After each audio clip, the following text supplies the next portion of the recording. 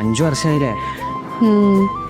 അല്ല അന്റെ ഡിപ്രഷനൊക്കെ മാറിയോ? കാര്യങ്ങളൊക്കെ അറിയണ്ടല്ലോ. എനിക്ക് ഇപ്പോഴും ദേഷ്യമാണല്ലേ? എനിക്കതിനോട് ദേഷ്യമൊന്നുമില്ല, പക്ഷെ ഇജ്ജുകാരൻ്റെ 5 കൊല്ലം പോയി. ആ ഓർക്കുമ്പോൾ ഒരു ചെറിയ അടങ്ങാറ്. എന്റെ പൊന്നു ഷോക്ക് ഇനിയും വരും. ഇപ്പൊ ഡിപ്രഷൻ അടിച്ച് ടെൻഷൻ അടിച്ച് എന്റെ കൊയിന് പോയ മുടി വല്ല പ്രഷന്റെ കഴിഞ്ഞെങ്കിലോ? ഹെയർ ട്രാൻസ്പ്ലാന്റ് ചെയ്യണം. പോയ പെണ്ണ് തിരിച്ചു വന്നാലും പോയ മുടി തിരിച്ചല്ലോ.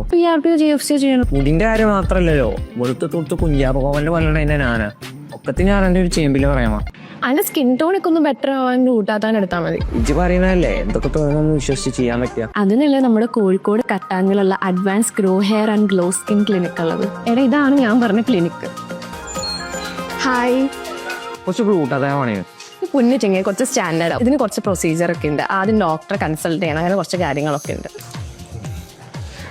അല്ല ഇജിന്റെ ഇവിടെ തന്നെ കൊണ്ടുവരാൻ കാരണം അതാ. എടാ ഇവിടെയാണെങ്കിൽ ഇവർക്ക് ഇന്ത്യയിൽ തന്നെ 90-ലധികം ബ്രാഞ്ചസ് ഉണ്ട്. പിന്നെ ഇവിടുത്തെ മെഷീൻസ് ഒക്കെ ആണെങ്കിൽ FDA അപ്രൂവ്ഡ് ആണ്. ഇവിടെ EMI ഫെസിലിറ്റി ഉണ്ട്, അതും നോ കോസ്റ്റ് EMI. അല്ല അവ എന്താണ് ഗ്ലൂട്ടൊക്കെ ഇട്ടിട്ട് വെളുത്തിട്ട് പറയണം. വെളുക്കയിക്കൂലേ? അന്ന് എനിക്ക് വിശ്വാസമില്ലേ? എനിക്കെന്താ അറിയില്ല, അജിന്നെ എന്താ കാട്ടിട്ട് എന്നോടുള്ള വിശ്വാസം പോയിട്ടില്ല.